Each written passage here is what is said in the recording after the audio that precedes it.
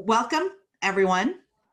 My name is Rhacel Parreñas, and I am the moderator of this session. Sorry, thing that showed up on. It's a book salon featuring 3 books. Let me actually share my screen so I can highlight the books. Okay. Here. Yes, so we have these 3 fantastic books that came out within the last year. And we have our 3 fabulous authors joining us this afternoon / evening. So I am going to, so how we're gonna set up this book salon is, because we have many books to talk about in a very short amount of time. I'm gonna start by introducing the authors briefly. And then afterwards, we're gonna give each one of them 5 to 7 minutes to give us a general overview of their books, the kinds of sociological, gender / sexuality studies interventions they're trying to make in their books. And then I will then follow up with questions and then open it up to the audience. And so I hope that we have ample time for Q&A. And so let me start by introducing our authors. I'm just gonna go alphabetically. And so these books are not alphabetical, but the first author is Kemi Balogun. She's an associate professor of sociology and women's gender and sexuality studies at the University of Oregon. Her research focuses on embodiment, gender, globalization, nationalism, race, ethnicity, and migration. She has published articles in outlets such as African Studies Review, Ethnicities, Gender and Society, and Sociological Perspectives. Her book was actually the first book in a, so she launched the book series I co-edit with Hung Kam Tai, Globalization in Everyday Life. And her book is called Beauty Diplomacy, Embodying an Emerging Nation. And then our second author is Ghassan Moussawi, who is an assistant professor of gender and women's studies and sociology at the University of Illinois at Urbana, Champaign. He works in the areas of transnational gender and sexuality studies, race and ethnicity, post-colonial feminisms, queer theory, and queer of color critique. His work has been published in Gender, Place, and Culture, Sexualities, the Sociological Review, Sociological Forum, and International Journal of Urban and Regional Research. The title of his book is Disruptive Situations, Fractal Orientalism, and Queer Strategies in BEIRUT. And then lastly, we have Victoria Reyes, who is an assistant professor of sociology at the University of California-Riverside. She studies culture, borders, and empire, and her work has been published in Social Forces, Theory and Society, Ethnography, and City and Community, among other outlets. And she is the recipient of the 2020-2021 Mellon Emerging Faculty Leaders Award, which is given by the Institute for Citizens and Scholars, formerly known as the Woodrow Wilson Foundation. The title of Victoria's book is Global Borderlands, Fantasy, Violence, and Empire in Subic Bay, Philippines. And so I'm gonna now stop the screen share. And so now I wanna invite the panelists to talk about their books. So should we just go alphabetically, starting with Kemi, and then to Ghassan, and then to Victoria. And I won't really time this. So if you could just track your time, 5 to 7 minutes, introducing your book, giving the general arguments of your book, empirically, theoretically, etc. Okay, hi everyone. Thanks for coming to this session, and thanks to SWS for sponsoring this. And I'm really grateful for all the people behind the scenes doing the work of making this happen. And thank you to Rhacel for moderating this. Okay, so my book is called Beauty Diplomacy, and it's about the Nigerian beauty pageant industry. And I talk about it as a case for understanding Nigeria's national development and trajectory. So I use beauty pageants as a way of understanding the intersections of embodiment, nationalism, and globalization. And I talk about Nigeria as what I call an emerging nation. So what I mean by that term is really understanding Nigeria's place in the political economy, as well as the way in which it grapples with contentious cultural politics in the country. So just a little bit of background to say what I mean by that. Nigeria is often talked about as a country that has all of these great promises and hopes about its economic future, and juxtaposed against a lot of the kind of negative imagery around the country based on corruption, a lot of social conflict in the country.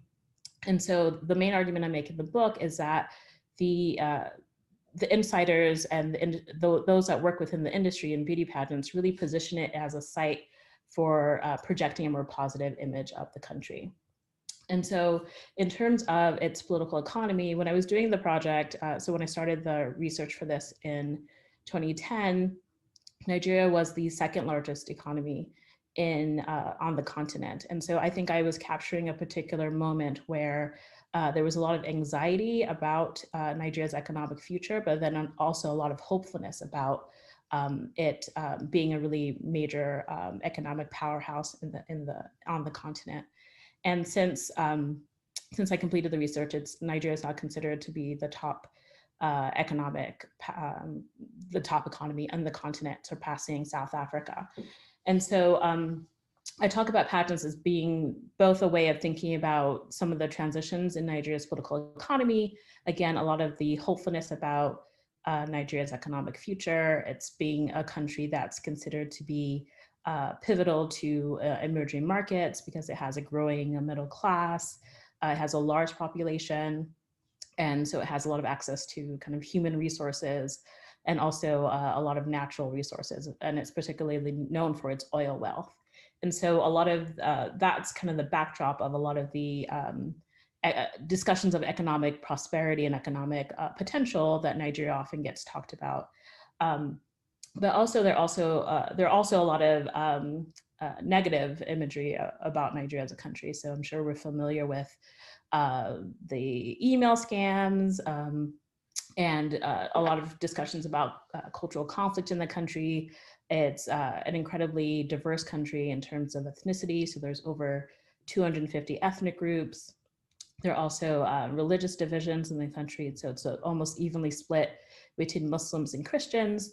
And so this question of how do we kind of stake a national identity given a lot of these contentions and divisions in the country is also prominent to kind of the national story of Nigeria and the way in which it tries to both stake a claim in terms of it being an important country in the global political economy and try to overcome some of these divisions. And so I position beauty pageants in Nigeria as a site for thinking about how some of these tensions are resolved and also kind of debated and deconstructed in the industry, in the country. And so I want to share a little bit about how I got interested in the project. So one of the entry points is I was noticing just how booming the industry was and how it was connected to both kind of expected sites and expected industries and products, but then also some unexpected places. So pageants were used to promote things like cosmetics, which were kind of things I would anticipate, but also used to promote particular other tourisms like the telecommunications industry in Nigeria. And so I was interested in why was it that pageants were becoming increasingly popular in the country? And what does that tell us about the ways in which national representation is being promoted, but then also the ways in which you can see these contestations and conflicts also coming to light. So even though there are ways in which pageants are increasingly popular in Nigeria, they're also heavily contested. So there are ways in which people are protests against them. There's ways in which they're not on board and the ways in which they represent Nigeria. And so I also delve into the book about the ways in which issues of culture and class and religion also become these sites for thinking about the ways in which the nation is contested by people on the ground, and the ways in which these events become these ways in which you can uncover and see some of those debates. And so in terms of some of the arguments I make in the book, one is that I really center the ways in which femininity interacts with thinking about both the nation, but then also international relations. So typically when you think about kind of sites of diplomacy, so like the term I talk about, beauty diplomacy, typically when you think about diplomacy, it's associated with kind of ideas about masculinity and international affairs. And so thinking about what does it mean when you position ideas about femininity and women's bodies as these ways of mobilizing, ways of bringing people together, talking about promoting these more positive images of a country and kind of this soft power work that women and their bodies can do. So that's one of the interventions I make in the book. But I'm happy to talk more if folks have any specific questions and delve into more about the arguments I make in the book later on. Okay, thank you, Kemi. Let's move to Ghassan. Thank you so much, all. I just want to echo Kemi's thanks to everybody who's behind the scenes doing this and for selecting this panel. I'm so excited to be among all of you. So thank you all, and thank you, Rhacel, for the amazing questions you sent us. So basically, my book, I can already see the resonances, but my book, Disruptive Situations, really challenges and rethinks when we think about the global sites as sites of gender and sexual exceptionalism. I focus on the case of Beirut in Lebanon to kind of challenge this new transnational narrative that started in 2005, which is the year that the Syrian occupation ended in Lebanon. And all of a sudden there was a boom of these articles, and I started the research in 2009, and I started reading these articles that likened Beirut to the province town of the Middle East. And I had just moved to the US. I had no idea what province town was. So I had to do the research, and I found that this was a new kind of emerging discourse that's happening. And it's particularly targeted for white gay men, but also gay men from the Arab Gulf. So if we think about the United Arab Emirates, Saudi Arabia, so it's targeted to kind of like both Arab gay tourists and gay men. And I was struck by it because I had not experienced Beirut that way.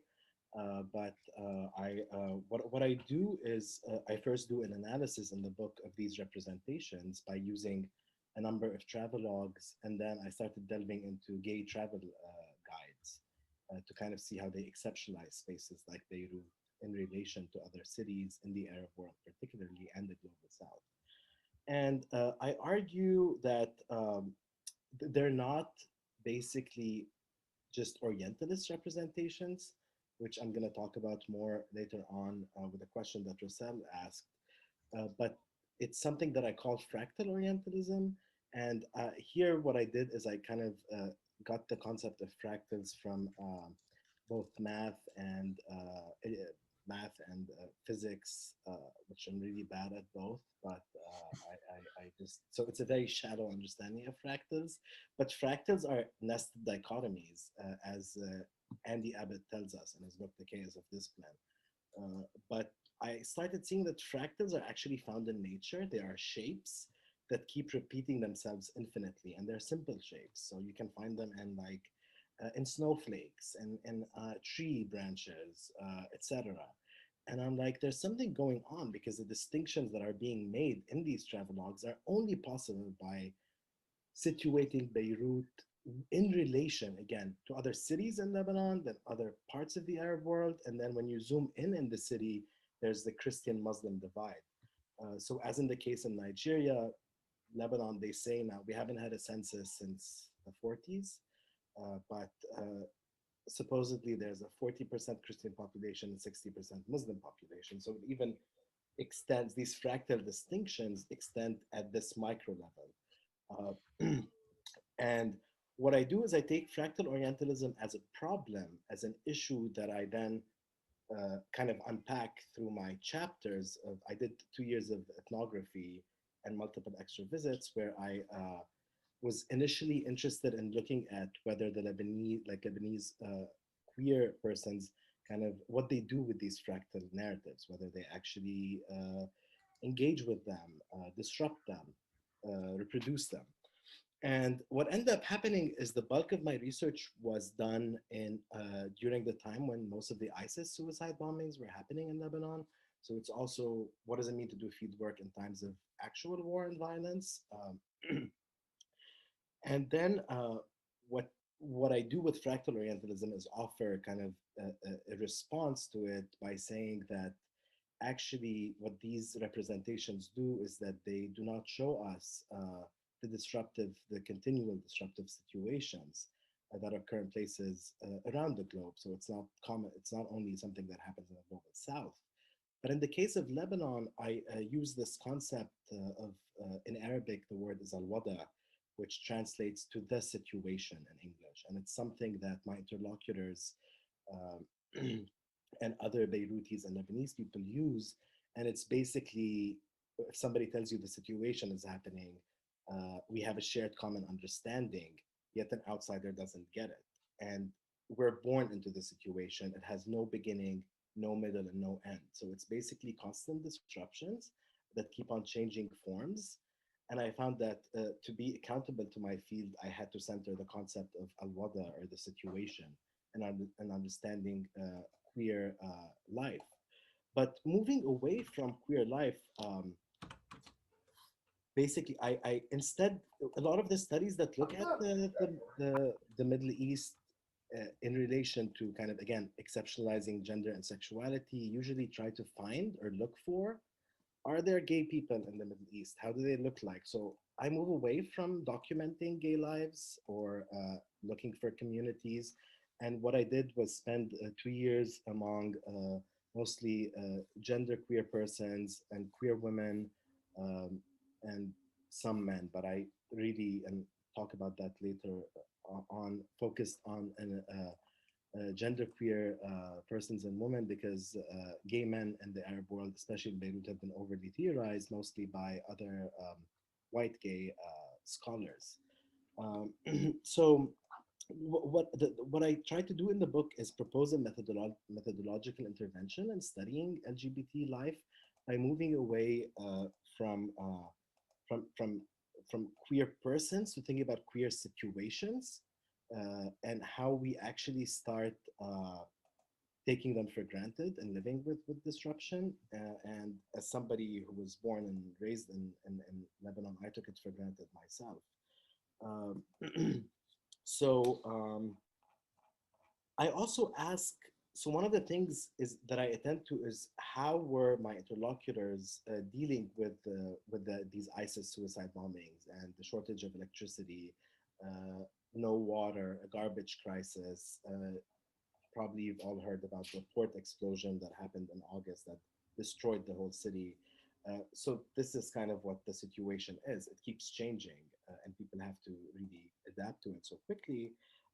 But what I do is I focus on what I call queer strategies. So as opposed to looking at queer people, I focus on the queer strategies of surviving these everyday life disruptions. And I argue that they're not just enacted by queer people. It's actually ways of, it's strategies that people have to devise to cross borders. So in a city that was, the civil war was split into East and West Beirut, we still have the culture of checkpoints, right? How do people access neighborhoods? How do people access spaces? That's what I focus on in the book. And one of the main arguments is that Beirut is not gay friendly. It can only be gay friendly if we situate it within the Arab Middle East. Otherwise, there's nothing exceptional other than the disruptive nature of it. Another kind of thing that I sought to do in the book, or another major argument, is thinking about transnational sociological studies of gender and sexuality, but also combining them with queer theory. I find that while queer theory is my mode or my kind of lens, queer theory assumes a basis or a standard that we need to shake or upset, right? We need to deconstruct. So my question was, what do we do with queer theory in a place that the normative baseline is already that of disruption. So what can queer theory do there? That's kind of one of the questions that I raise about queer theory. And I also try to think about, if we attend to these everyday life strategies that individuals enact, what can we learn about what's happening at the geopolitical level? So the book really zooms in and out between the micro and macro and regional politics. And two things that I hope the book would do is that we can expand the uses of queer theory. First of all, to use more queer theory in sociology, but expand it beyond just the study of sexuality, to think about queer situations. And second is this move away from resiliency narratives of LGBTQ people in the global South, especially in the Arab world, and to not think of them simply as heroes or just resilient victims, because that just takes away a lot of what the state is doing in Beirut. And I'm talking here about a failed state, basically. I think that's, I'll stop here for now. So thank you. So thank you. So our last speaker before we open it up for questions is Victoria. Hi, everyone. So I just want to reiterate, thank you to everyone, to the conference organizers, SWS more generally, Rhacel for being a moderator, and also just personally being a really instrumental force in what the book became. So my book, Global Borderlands, Fantasy, Violence, and Empire in Subic Bay, Philippines.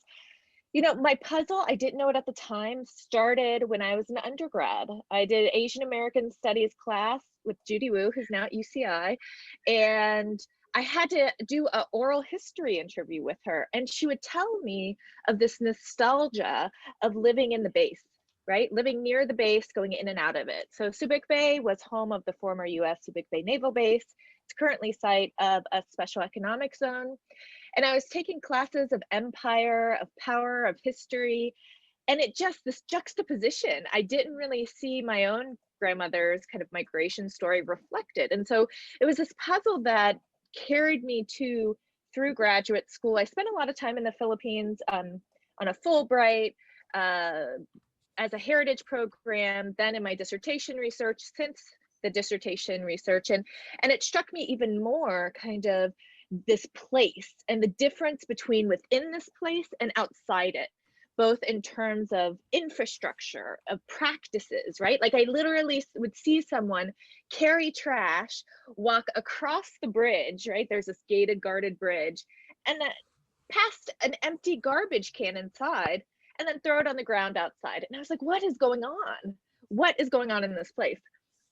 So in this book, I really try to do a few things with this. I use Subic Bay as kind of a place to think about legal ambiguity. I try to look at how it shifts focus in terms of thinking about geopolitics from kind of global cities, which is kind of the massive research behemoth in the area of urban studies, and also kind of shifting focus from places along geopolitical borderlands, right? And in these places along geopolitical borderlands, you see kind of these contestations and interactions between different groups of people. And I thought that places like Subic Bay, military bases, special economic zones, but even embassies and tourist resorts, trading forts, and the like had very similar and particular dynamics, right, that are defined by these interactions. And so for my book, I decided to look at Subic Bay, and I do a few things. One is kind of think about Subic Bay as a particular type of place, these global borderlands, as a new analytic space to study global inequality and how it manifests. I also, it was really important for me to look across contexts of social life, right? So in my book, I look at everything from intimacies, right? And these micro relationships between Filipino women and US servicemen, to crime, you know, thinking about the rape and murder of Filipino women by US servicemen, to work, to consumption, to even taxes. I'm trained as an economic sociologist, so that interests me. But for me, to kind of find the connections across these aspects of social life and talk about it. And third, what I really try to do in each chapter of the book is really do this comparison of history and contemporary life, right? History is not a background, nor is it just kind of context for what is going on, but really to interrogate kind of the similarities and differences in historical manifestations in contemporary. And I use the history as when it was a military base, and contemporary as a special economic zone, to really parse out these factors. So that's the book. Okay, so thank you. So I want us to, before I open it up to the audience, I want us to give the authors this chance to like dive more deeply into the interventions that they make as sociologists, as well as gender, sexuality studies scholars. And so I have read all 3 books, which I really encourage everyone to do. They're actually very rich ethnographic studies that are really fascinating. And so for my reading, I wanted to like just pull some of the ideas that really fascinated me in each of the studies. And so I'm gonna just do this individually, starting with Balogun's book. And so, you know, when I read this book, one of the things I really appreciated is how it really gives us an important intervention in thinking about the relationship of, you know, women's bodies to the nation. And, you know, as feminist scholars, we often hear this thing, this comment, statement, claim, you know, how, women's bodies represent the nation. And, you know, as a scholar, I always want to kind of insert that somewhere in my paper. And then I try to find a citation. Who said that? Because it's sort of this fact thing, common knowledge that floats. And then when you try to find, well, who actually says it, it's really hard to find it. And then you start thinking of people like Anne Allison. Then you're like, realize, oh my God, they're also figurative, you know, because they're not like these empirical, grounded scholars.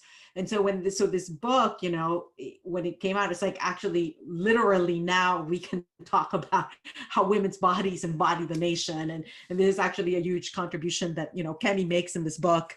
And so I wanted to ask her to talk more about this idea of embodied nationalism and beauty diplomacy, and how she like sees and imagines this idea as, you know, quite generative and applicable to so many other contexts than how she talks about it in the context of Nigeria.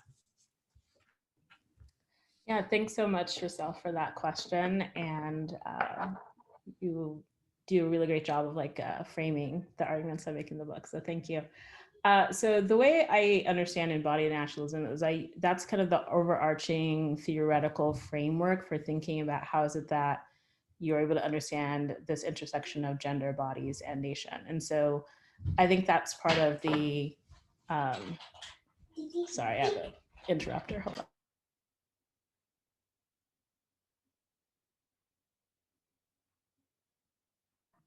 Sorry, I have kids in the background. Okay, so embodied nationalism is like this overarching theoretical framework for thinking about kind of this intersection of body and nation building and gender.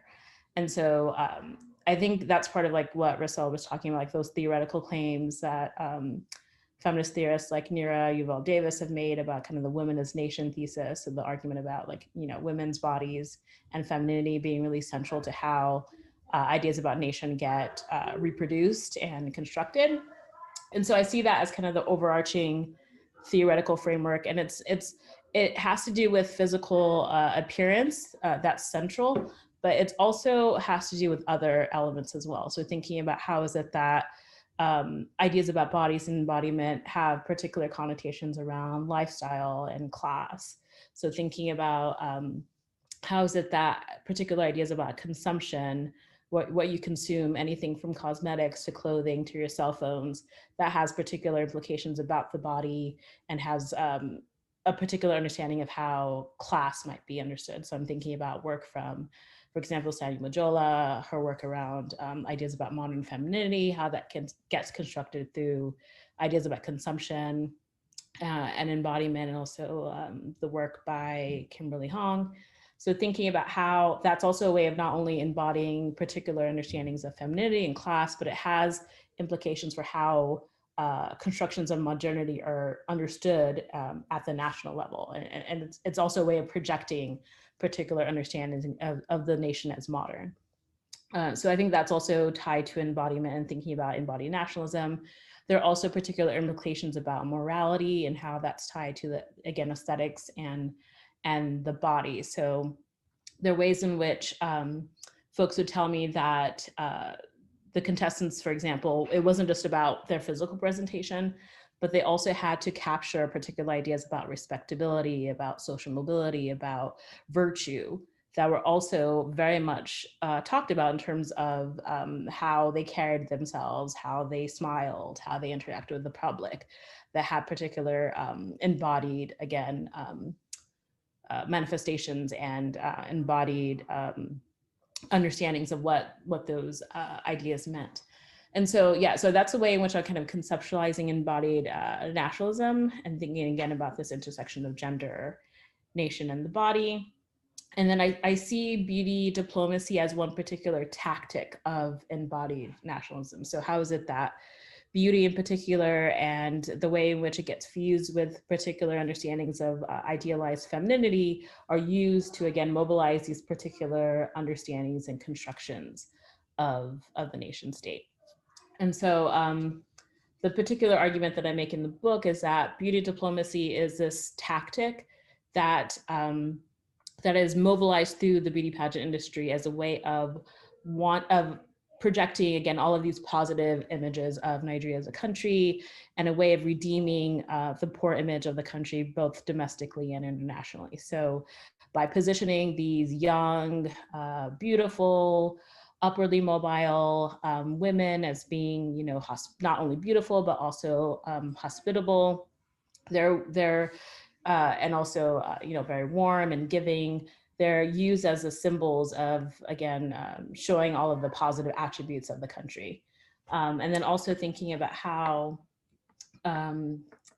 it's a tactic that also resonated with kind of people on the ground. So, for example, for the contestants, they would often talk about how in doing all of this charity work that they were expected to do, that not only were they bettering themselves, bettering the country, but also putting themselves in a position to better themselves. So oftentimes when they were doing all of this charity work and kind of being able to use the positions that they have for the pageants, they would, you know, oftentimes meet really wealthy, powerful people in the country. And so they would say, you know, it was also a way of them kind of being able to make particular social connections with those at the kind of upper level of the Nigerian entertainment world, politicians, and business leaders. So in being able to have, in being able to do all of this work, they were also invested in not only promoting a positive image of the country, but also making sure that they had also had a pathway for promoting themselves as well. So I'll end there and then. So, okay, so thank you. And hopefully like later the audience can maybe follow up on this very interesting, you know, theoretical discussion more. So I wanted to move to Ghassan and his book. So I was very much intrigued by the subtitle of your book, Fractal Orientalism, in regards and how you apply it, you know, how you formulate it and apply it to the case of queer BEIRUT. And if it wasn't clear to the audience earlier, so Fractal Orientalism, in my understanding, so it basically takes Said's classic idea of Orientalism, which is sort of how the West others the East, particularly quote unquote the Middle East, in order to understand itself, right? So it's like more modern, while one is more like, backwards. And so Ghassan really sort of expands, gives more nuance to the concept of Orientalism, and also calls attention to how people who are Orientalized take that concept themselves in, defining themselves and understanding themselves. And so in this case of his book, what he's looking at in terms of fractal Orientalism is how, queer people in Beirut are seen as exceptional subjects in the context of this Orientalized place, right? But that this, so how then do queers in Beirut respond to that? And also how, and so what's also interesting is that fractal Orientalism occurs in a multi-scalar fashion, as it is not just an east to west or a north to south constitution, but it's also constructed regionally, where you have this space of Beirut as seen as an exceptional space by even people in the region. So you could basically see how fractal Orientalism then constitutes a particular, even kind of normative queerness, right, that emerges, that occurs in Beirut. So you could see how there's much food for thought from this idea.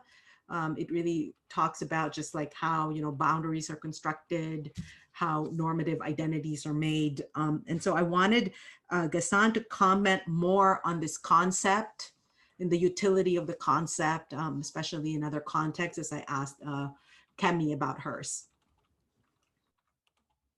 Thank you so much, Rhacel, for this very generous reading. Thank you. So, I mean, you laid it out better than I would. So I'll try to add some. So basically, I mean, the idea of fractal Orientalism, when I started reading these, it did not seem to me like just Orientalism, because the authors who were writing these pieces in the beginning were really distinguishing not even Beirut from other parts of the cities in the Arab world, but also within other parts of Lebanon. And when you get to Beirut, so as Rhacel mentioned, it is multi-scalar. So I had to draw, I worked with a graphic designer, but it ended up being a 2-dimensional image. So I wanted a 3-dimensional image, but I guess that's not how first books work. It's a 3-dimensional imperial imposition that gets taken up by people. That was my interest. I wasn't just interested in like focusing on the white gaze, like pun intended, gaze and like both gaze, but gazes. But I really was interested in how it gets taken up, and then this imperial position gets taken up so much in the sense that when I zoomed in, so again, within Beirut, first from these writings, there's distinction about neighborhoods. So where should you go? It's the Christian areas that are safe for gay people, only to find out that's where conversion. So somebody who works now also as an expert witness for asylum seeking for a lot of gay Arab asylum seekers, I always have to distinguish and tell, that just because they're Christian obviously does not mean that they're accepting. On the contrary, that's where the conversion therapy happens. But then the Muslim areas get also divided into Sunni and Shia areas. So there's all these multiple layers that I kept finding out throughout the research that keep on repeating themselves. So it's really the same distinction. And as Rhacel said, let's just take the example of progressive versus backward. That's seen at the level of, let's say, Euro-American cities versus the Arab world. Then you focus on the Arab world. So you zoom in, and then Beirut becomes exceptional. Lebanon becomes exceptional. Then Beirut. To the extent that it was troubling for me to see how many people were reproducing this narrative. So I would ask people, what is special about Beirut? Oh, we're not Saudi Arabia, we women can drive here. And I'm like, and so what does that, so that's just like one example. However, their construction of cosmopolitanism was not by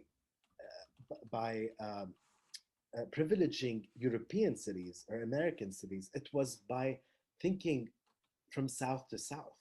which I think is very, we miss that when we talk about cosmopolitanism. It was not thinking about whether we're Paris or not. It's, we're not Riyadh or we're not Dubai. I mean, even Dubai has like all the fancy buildings, and but we still can be gay here, right? What that gay, being gay here, as Rhacel said, produces a normative queer subject. That normative queer subject is middle to upper class. It's a Lebanese subject who speaks 3 languages.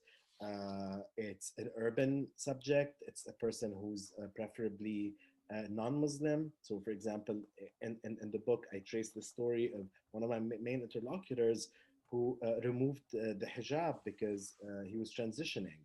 In the book, he was bigender, and I asked him, so I described why they didn't go by they. They didn't go by trans categories, but a lot of queer activists congratulated the character Rabab, or the person Rabab in the book, when they removed the hijab, thinking that, oh, you became a good queer subject now, when the hijab really was just a sign of feminine, like it was, I don't want to be perceived as a woman at all times. So then I saw some people resist the narrative. I saw others that did not, that said, oh, of course, we're the center of gay life. And so what fractals helped me do is, because it's so hard to locate fractals in nature, it's so hard to see them, I wanted to really hone in and showing in every chapter, even while using the queer strategies, that these Orientalisms were still being not just, it's not just discursive, it's actually enacted.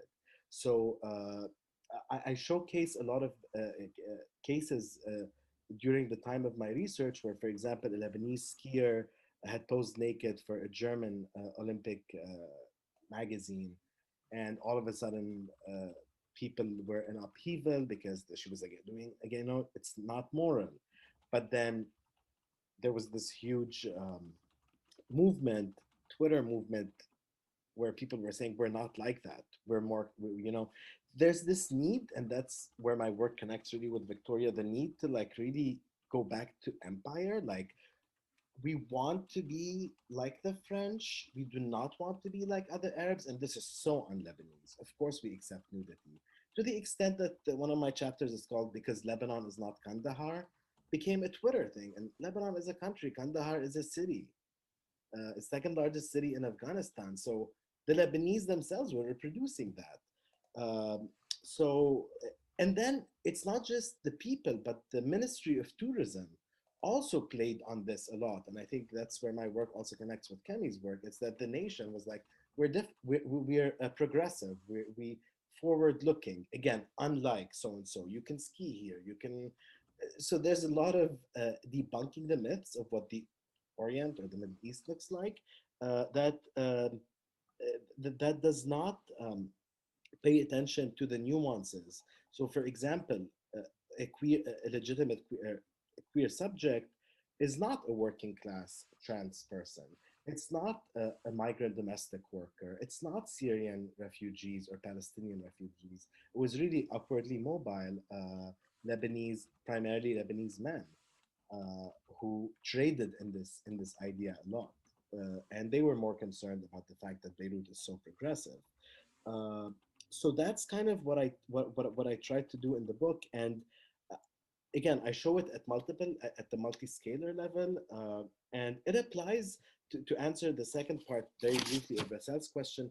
I think really it applies it can apply to so many other contexts, because there is the tendency where there's a shift that I also saw, is that there was a lot of movement away from France, which Lebanon was under colonial control, to a US empire. So all of a sudden, Beirut is no longer the Paris of the Middle East, it's the Provincetown, it's the Christopher Street. It's, these are all the articles that I found. It's the Vegas of the Middle East. So this is where US empire becomes so central, and the shifting designations of Beirut. And people loved it. And that was the mind-boggling thing about it. But not everybody loved it. So I show how people play with it. And others said, you know, in Saudi, they have better parties than we do. They just hide. And I'll stop here for now. let's move to Victoria's book. I feel like your book became even more timely, Victoria, when Duterte pardoned the US military guy who raped and killed Jennifer. Do you pronounce Laude? How do you pronounce her name? Laude? Or is it Laud? Loud.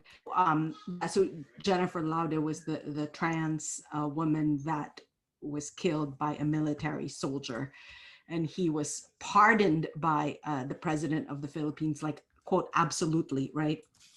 And so in Victoria's book, what she really underscores and, you know, shows us is the existence of these legally plural places. And SUBIC is not just one of them. It's like so many of, you know, across the world in a global society, you know, from, you know, free trade zones to, you know, these spaces like military bases, you know, it just goes on. And so then while there's legally plural, while these places are that, you know, you foreground in your book, you know, they're legally plural, the laws are not equal to each other, but power and inequality shape how these laws interact with one another. And particularly for us in this audience, I think we're, you know, what we're interested in is like how gender and intimacy, right? How power and inequality really shapes gender and intimacy in these, you know, in these spaces. And so I wanted you to talk more about that, you know, children, women, sort of like children born in these places and they become pseudo stateless almost. And, you know, so yeah, I wanted you to talk more about that aspect of your book, if you could. Yeah. Yeah, no, that's great. You know, one of the things I think when talking just about the political economy and gender, you have to really talk about, and I think that this foundational book by Cynthia Enloe, right, which is Bananas, Beaches, and Bases, that's kind of a really foundational book where she talks about how these spaces not only perpetuate gender inequality, but is written into how the political economy operates. And so I see my work as following in that footsteps, but going a bit further. I think in a lot of ways, one is that power, gender, things are in the details, right, of how kind of intimacy operates, right? And to think about these places, gender, sexuality, and intimacy, both the opportunities and the constraints, right? So taking seriously the different ways in which, you know, yes, so in one chapter I compare Jennifer Laude's murder, and in 2006, a Filipina by the pseudonym of Nicole, her rape, both by different US military men, and both these women become embodied of the nation, right, in different ways. And for me, the point of that chapter is thinking about the power is in the details of how these are worked out in the court documents, in the courts. And so I think that, and this is true in terms of children's citizenships and being adopted, and even in kind of the intimacies themselves. So one of the chapters I talk about, drawing on your work, Kimberly Huang's work, I talk about kind of this exploitative sex myth, and thinking about how especially activists see these relationships as inherently negative, as perpetuating inequality. But when you talk to women themselves, they frame it, there's this heroic love myth, right, in terms of a fairy tale and how that goes about. But it doesn't just stop there with the women themselves or activists, it's also by the government. The government sees these relationships, right, the exploitative sex myth, rather than activists who talk about this in terms of the men exploiting the women. The US government talks about it as the women exploiting the men and trying to take advantage of it, right? And so for me, it's really the details and the experience matters, and how gender becomes reimagined, reframed, and even re-essentialized, right? And becomes the lens in which the political economies, whether it's fantasies, desires, or fears, are mapped onto the body. Okay, thank you. I had two more questions that I sent the speakers. But I definitely want to give for the audience to engage their works. So I'm gonna combine that the next two questions into one question, and because both of them relate to methods, right? And these questions were inspired actually by an essay that Victoria wrote on ethnographic toolkits, and positionality was one of sort of the big themes, factors that she talked about in that article. So, you know, I'm going to just point out that each one of our authors has some sort of ethnic or national connection to what they studied, right? Like from, you know, Ghassan being from, you know, Lebanon, Kemi having, you know, roots in Nigeria, and likewise with the Philippines, and Victoria and her grandmother. And so then, you know, for, you know, there's that kind of, you know, I think many of us have already pushed against it, but I think still in mainstream sociology, there is this sort of dismissal of such work as being too narrow, right? Or being too, like, you know, self-gazing, navel-gazing. And I think a lot of people, yes, this might be relevant to them, especially if they're young scholars, right?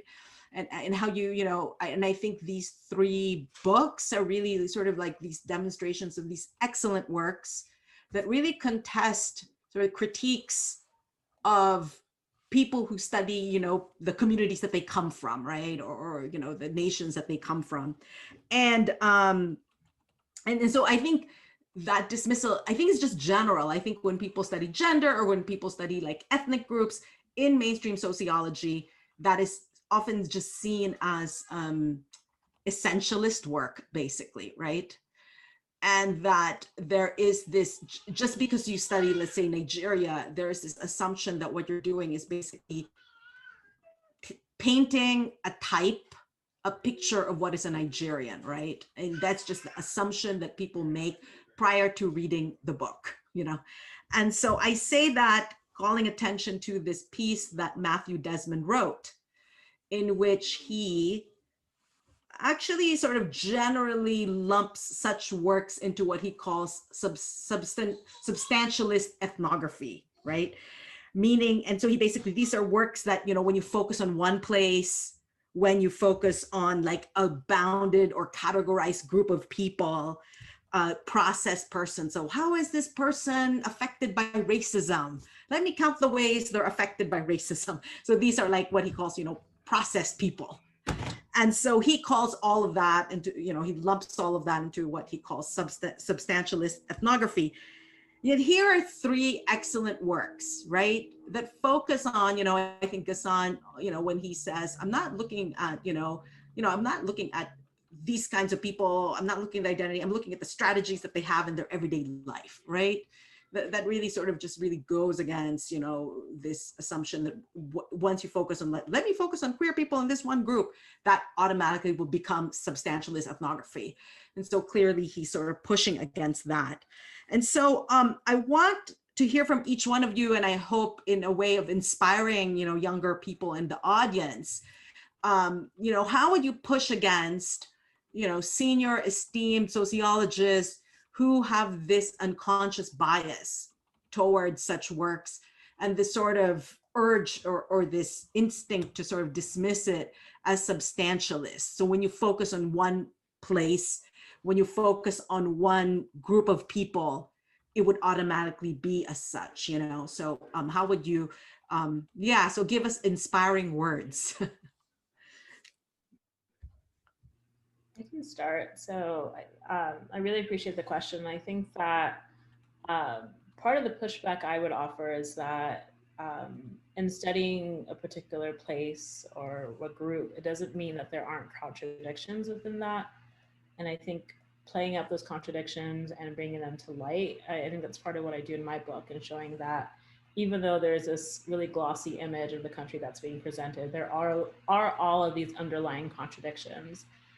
And it's rife with contradictions, and part of that is how the system kind of gets reproduced, but it also kind of uncovers some of those fissures. So I think it's problematic to assume that even though you're studying particular people or a place, that there aren't inconsistencies, contradictions, etc.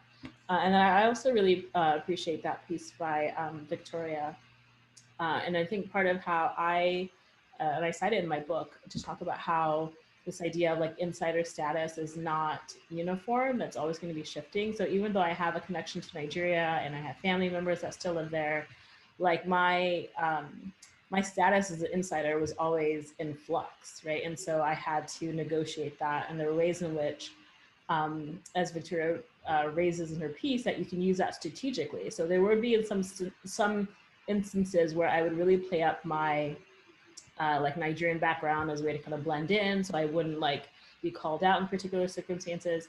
In other cases, I would really play up my American, background, because it would make people kind of articulate kind of the taken for granted ways in which something was playing out that I might have known, but I really needed them to kind of spell it out for me to really understand. So there are ways in which, again, like that insider status is not always static, and it's always shifting. And then also in terms of like positionality, I really underestimated, even though, I'd read a ton of course, feminist methods, I really underestimated how much my own kind of body and background would be part of even me getting access or meet people, building rapport with people.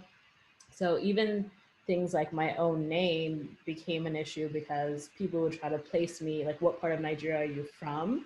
So even that's speaking to like some of Nigeria isn't this even country where there's this uniform culture. So based on my name, people would try to place me in particular parts of Nigeria to kind of identify like, where are you from? And that would kind of, shape what they would be willing to even talk to me or even want to share their stories with me. So again, not assuming that insider status is always going to be uniform. There's always these contradictions and inconsistencies, and that what I think makes the stories that people tell and the way that we interpret and make sense of them more interesting. Victoria or Ghassan, if you want to add to this. I'll add, Victoria. Sure. Kemi, thank you so much for what you said, because you're absolutely, I mean, I had the same issue in the sense that, first of all, in response to the Desmond piece, I mean, it's a very defensive piece from how I read it. So, I mean, I would have liked to call my book Disruptions. Would I have been allowed? No. Would any of us been allowed? No. We have to say in so-and-so, right? And that's just an example of how mainstream sociology works. When you're working on the US, it's unmarked. You can just have a title that is so unmarked, but we have to mark. And then people assume that I'm doing Middle Eastern studies, but actually I think this is more American studies than Middle Eastern studies. So I had to negotiate that, but also upon going back to Beirut to visit, first of all, the way that I was able to meet people was through my class, and I outed myself in my working class background in the book, not my sexuality. That was not the issue. So sure, I'm queer, but I'm not a queer woman. I'm a cis man. So it was my class and the fact that I was Lebanese that attracted people to want to speak to me, since it's predominantly done by white scholars. That's one thing that actually made me get access. And also, I was observed for 2 months. I mean, for 2 months before I gained access. I was told, we don't trust you. We don't know you. You're coming from a U.S. institution. But again, class was so central to how I gained access. At the same time, as Kemi mentioned, it's also our bodies. We forget that it's not just positionality. It's our bodies that shape how we even get access to interviewers or to ethnography. So it happened that men did not want to talk to me because I was not as attractive as all these white dudes coming from the US, which for me, I'm like, fine, totally fine. But so I write about this in an article coming out of March about called Bad Feelings, about how I felt bad during the research process, from analyzing to publishing the book, to how hard it was to actually find a publisher who was going to accept a book that is not about gay people, because they want, people want pictures of like gay Arabs holding hands. And I'm like, no, that's not what the book about. It looks like this on purpose. It's supposed to drop you in the situation. So I think it's just a sweeping argument, the Desmond argument, such a sweeping argument. that is, again, yet another move where some of us are being told you belong in ethnic studies or area studies and not in sociology.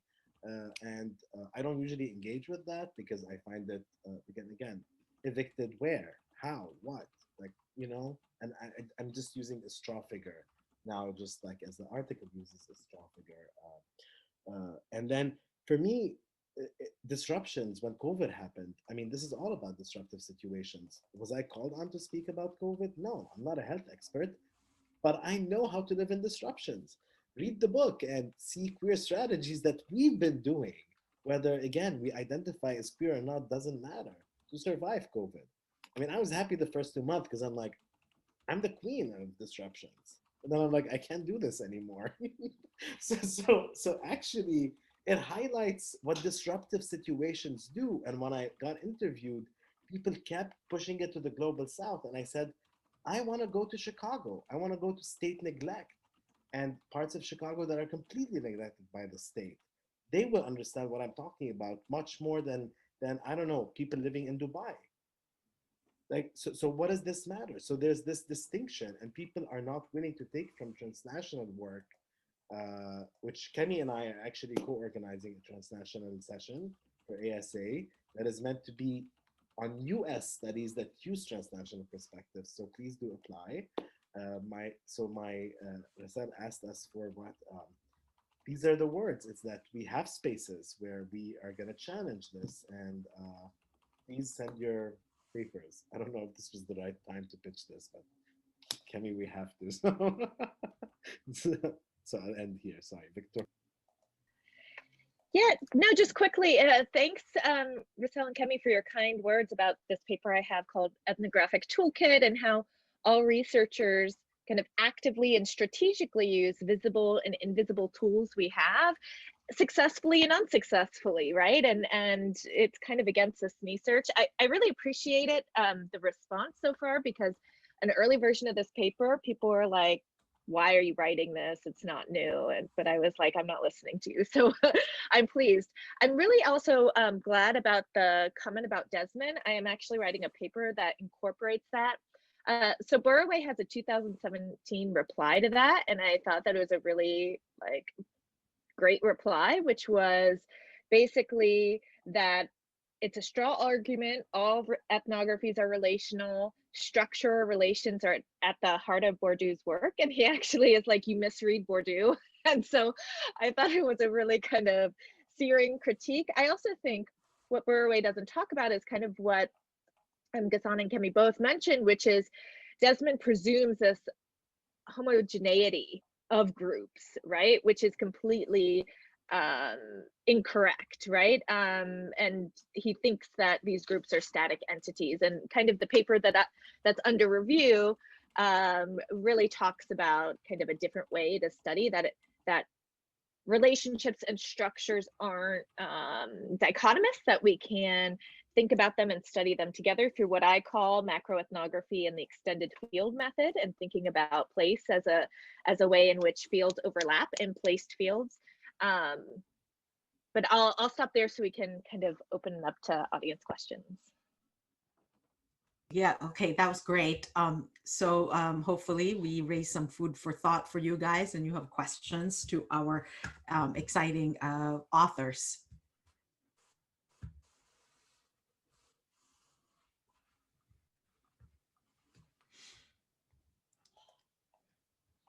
Or if the authors have questions to one another.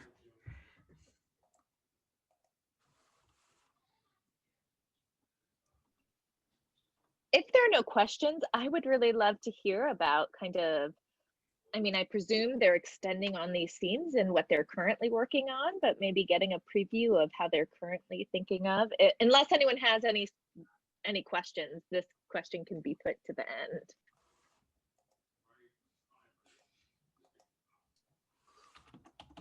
Okay, Emmanuel has a question.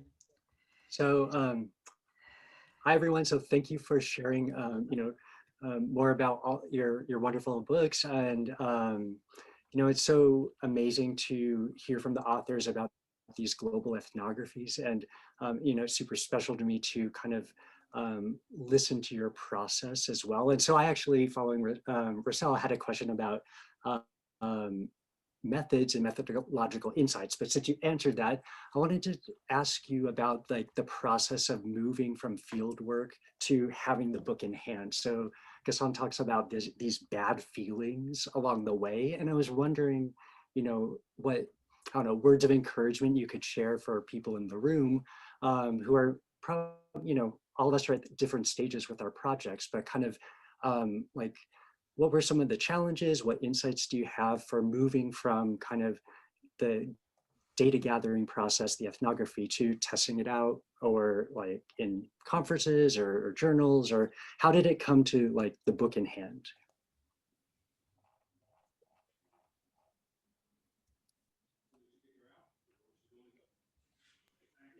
Would you, can I, okay, I'll just say a quick thing. Thank you so much, Emmanuel. It's so good to see you.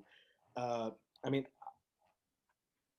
it's, so the piece that I wrote is exactly about that. That is, again, coming out in March with departures in critical qualitative research, where I write what happened through the data gathering. What does it mean to gather data in a war zone? I was not trained. Nobody trained us what to do in a war zone. So I would reach out to my committee and like, hey, I lived the Civil War. I'm being re-traumatized. What do I do?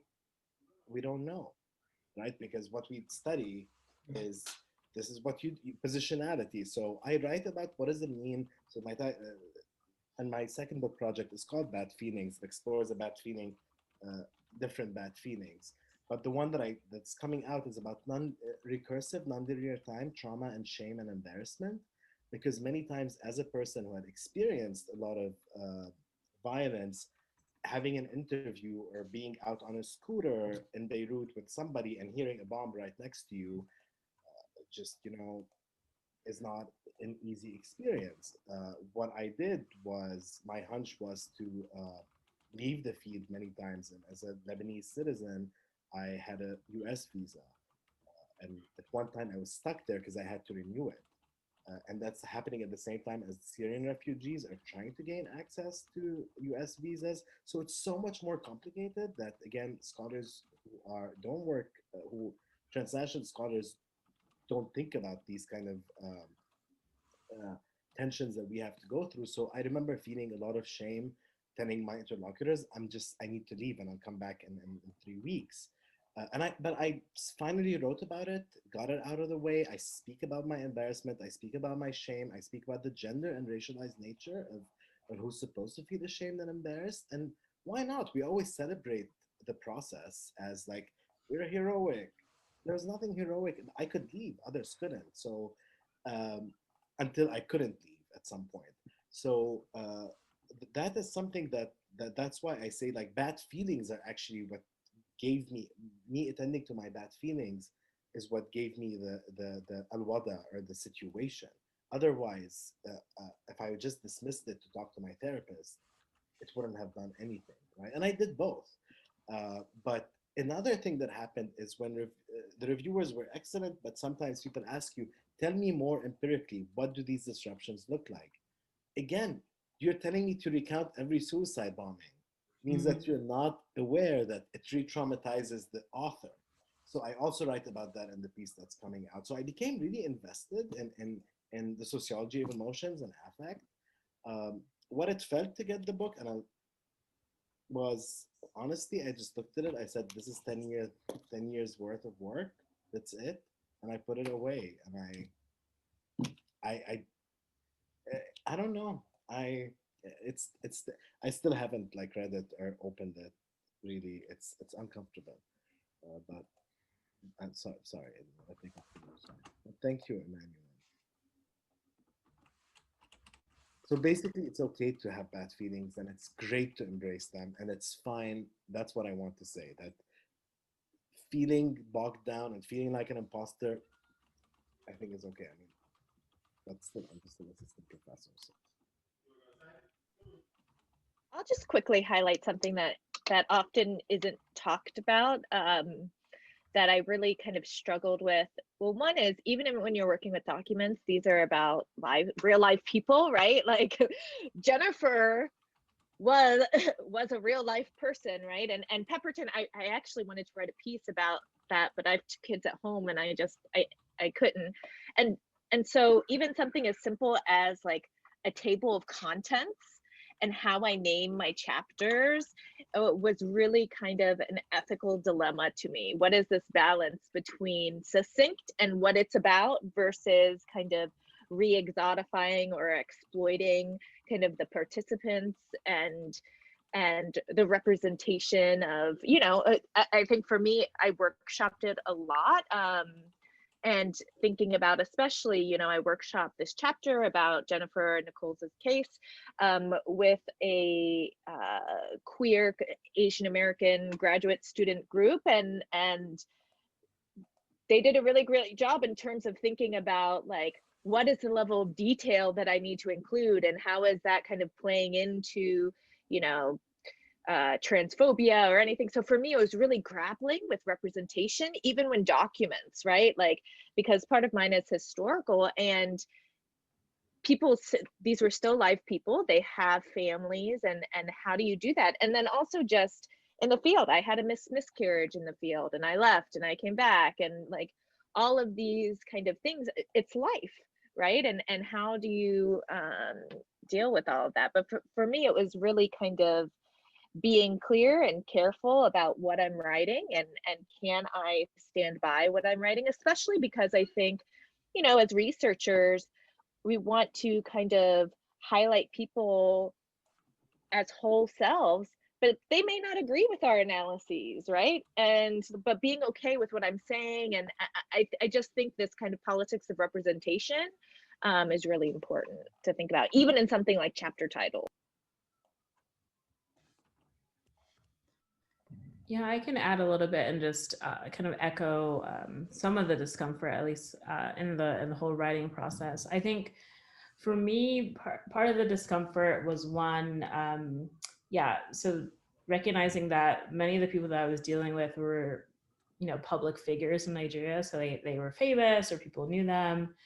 And so I named the pageants themselves, but don't use the actual names of any of the participants. And I mean, if you're in the world, you're going to be able to figure out at least some of the people, but that was a little level of discomfort for me, because when I initially started the project, a lot of even the contestants wanted me to use their names, and I told them I wasn't going to, but they wanted their names out there, so they saw it as this is another way for me to get publicity.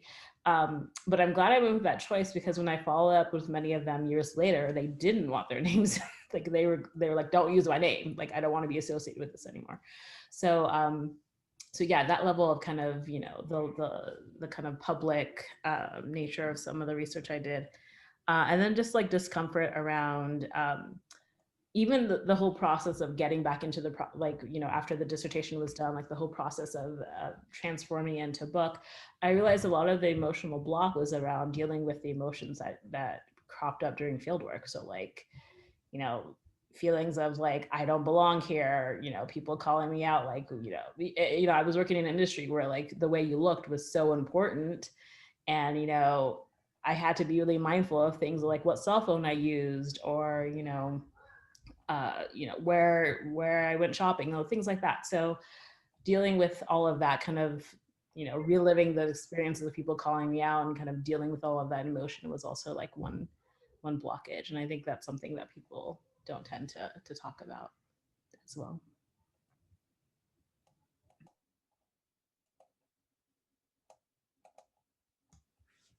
Anna, oh, Joya, you have a question, and then Anna, yeah. I'll try to make this short. I know we don't have a lot of time, but thank you so much. I thought this was just a brilliant panel. I thought Rhacel did a wonderful job of the 3 authors. I'm so grateful to you for your work, but also for all the things that have come up in this conversation, and how generous you are, and how much you're letting us in on the process for you. You know, as I see it, this is like where sociology needs to be. The work that you're doing should be the very center of the discipline. And I'm sort of curious about what you can tell us about your visions for this discipline. like where you want to see it going, and why, you know, I think about this in terms of when I was editing this journal, I always made reviewers be from the location that the research was in and not from the location. So US people had to make their work legible to people who were not in the US. You know, like, I feel like that's I think it's such a critical thing to be thinking about, that kind of decentering. And so I'm just curious about your vision. Okay, I was confused. You want me to answer that question? Or I want the panelists, but you can. oh, okay, I was like, okay, I could just say something about, you know, why I appreciate these works. I think there's this, just in sociology, you know, there's this question of like, what is universal, right? And certain experiences, you know, become just automatically universalized, and certain experiences are sort of exceptional, you know, they're just seen as these exceptional spaces that you have to justify the validity of why you should even study them. When I was looking for a press for this book that I wrote on Filipino domestic workers in the United Arab Emirates, editors, the first question they would ask me is, what is the percentage of Filipino domestic workers in the United Arab Emirates? And it was like, that would be like the first question, right? And why does it have to be kind of this like majority number that will make someone's experience valid? Why, right? So someone who is not a majority, does that mean that their life is not valid and not worthy to be talked about?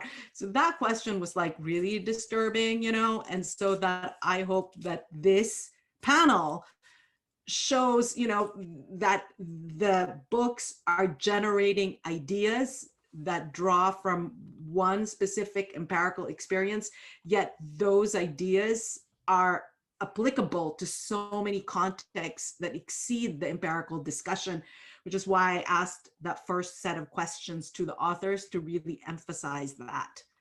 And so I hope people really see that. And that, you know, that's like one step we can take towards really dismissing or just questioning sort of these unconscious like assumptions of what is like a universal experience, right? And so I think we still have a long way to go, but books like these that we're seeing in this panel really gives me, you know, like gives me a lot of hope.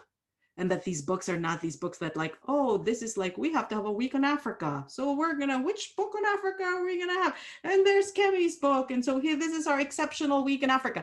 And that people realize that you can't teach like that anymore. And that her book is like relevant, not just to quote, you know, Africa, Nigeria, right? So yeah, so that's why I was so excited by this panel, and that it was like very great of the program committee to see this, right? Yeah, I just want to say ditto to all that, like echo everything Rhacel said. And I love that, Joya, you posed it as decentering the discipline. And I think that's the major move that has to happen. This idea that the US should be the center of mainstream sociology, I think is really problematic. And it rests on all of these assumptions about how the world works, which is, I think the last 4 years of Trump can kind of hits a lot of that on his head, like all of these ideas about American exceptionalism and kind of America being on the top of the global order. I think we need to really do away with all of those assumptions. And I see that even playing out in how discussions of beauty get talked about, in terms of this assumption that, you know, beauty standards always flow from the global north to the global south, et cetera, et cetera.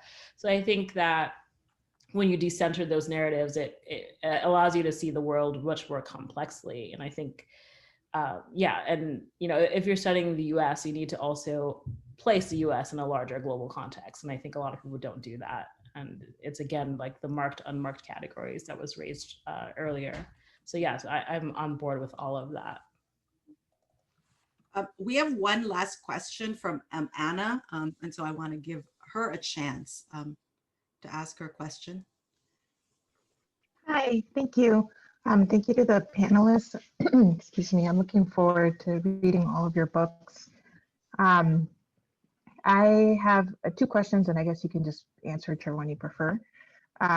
So the first is that I was struck for the three of you how much the place where you were, where your research was done, mattered. And which is the same case for my research, to the point where I like theorize the idea. I think a bit like you, Victoria, of like liminal spaces, or like I call the town when I do my research a heterotopia, place where norms are inverted and things like that. But at the same time, I'm like struggling to think about, like I've started to think of the town as a character in my dissertation to a point, but I am still not sure how to fit in this place in how in my overall work and how I talk about people. I look at a town in northern Peru and local men and the foreign women tourists who they have like intimate and sexual relationships with. And the place really matters, I think, for why these relationships are possible and come to be. And I'm still struggling with how to think about it. And then my second question is practically like about field work and going back to your field site to do more research.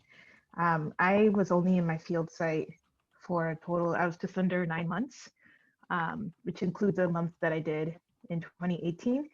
And in March, I had to evacuate because of COVID.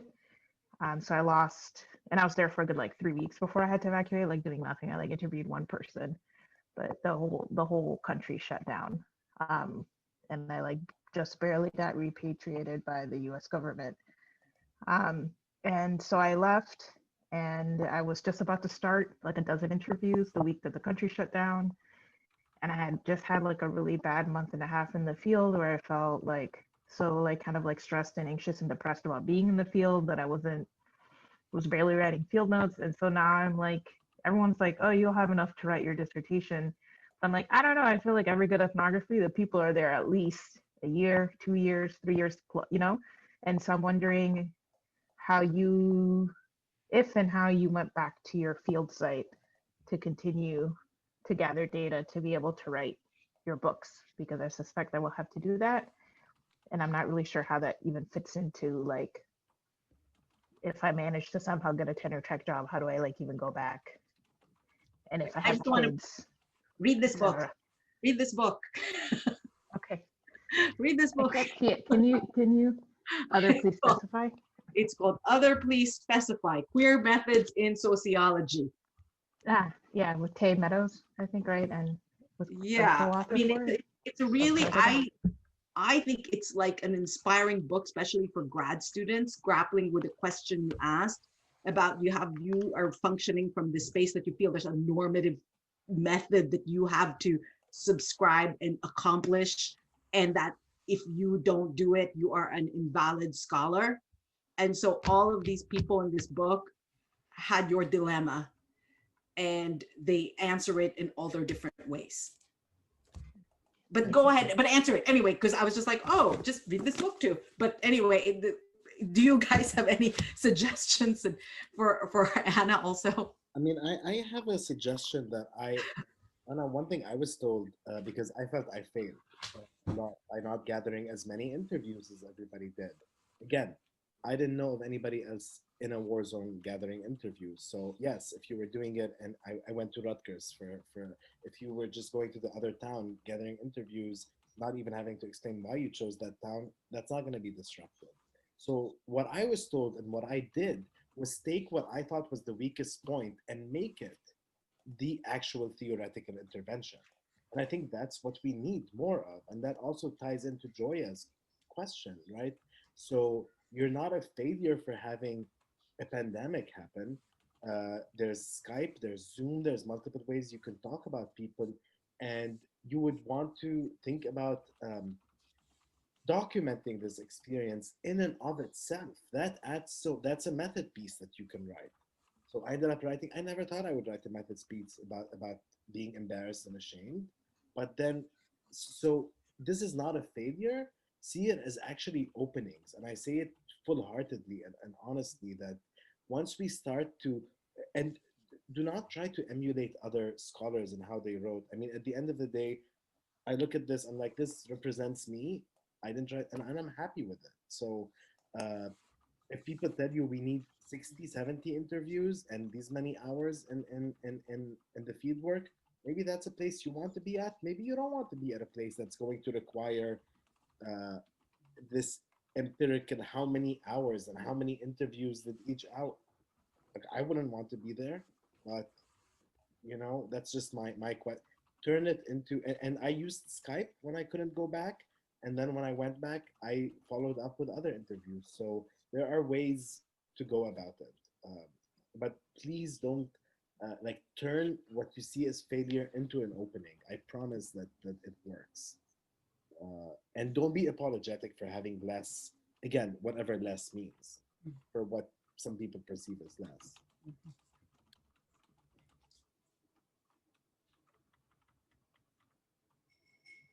Yeah, I definitely agree with that. And I think one thing I didn't know about the book format, since this was my first book, is that there's a lot more flexibility in terms of like owning your own voice and saying, you know, these are the decisions I made. This is how it unfolded. This is why I made these decisions, and just being really clear about that. And so I don't think it's as formulaic as an article format where you kind of have to follow a particular set of guide rules, but you can really own your own voice and your own experiences and push. And that again is like a way of kind of leveraging what made your own experiences and fieldwork unique. Yeah, I'll just say also that it's thinking about what are your research questions, and maybe your questions have changed and adapted. And if COVID is part of now what's going on, I'll address your other question, which I really think place matters. Place is like a characteristic, right? In terms of if you think of urban sociology, and to me, that's part of what I'm trying to do in this methods piece, where I kind of am in conversation with Desmond and Burroway, is that it actually matters, the local history and the character of the place and how it shapes people. And so I forget quite that whole question you had, but it was about kind of the role of place as a separate character. And I think that that's something a lot of urban scholars have talked about. So I think that's a good direction to go. So this actually is kind of a perfect moment to end. We're right in time. It's 8:30. So like I learned a lot. I was also very much inspired by, you know, the books that we talked about. And so I hope that, so thank you for joining us. And I hope that you attend more of the sessions of this wonderful winter meeting. So thank you again. Thank you so much. And thank you for Thanks to everyone who came and the program organizers and Rhacel. Thank you. Thank you. Okay, bye. Thank you.